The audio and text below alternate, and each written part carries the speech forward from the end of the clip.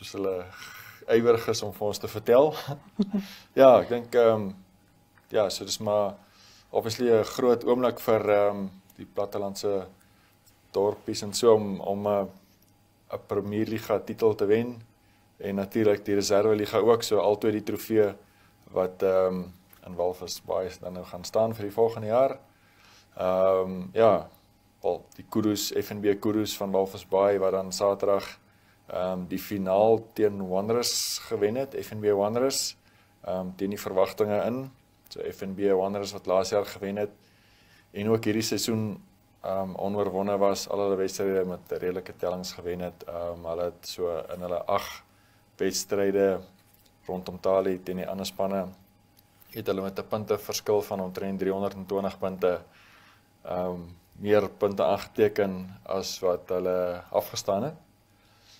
Maar Kudus, ja, hoewel het nou nie op papier nie so gelyk het nie, het hulle eintlik goed opgeweeg natuurlik teen Wanderers en ja, Saterdag het dinge maar net in hulle guns verloop.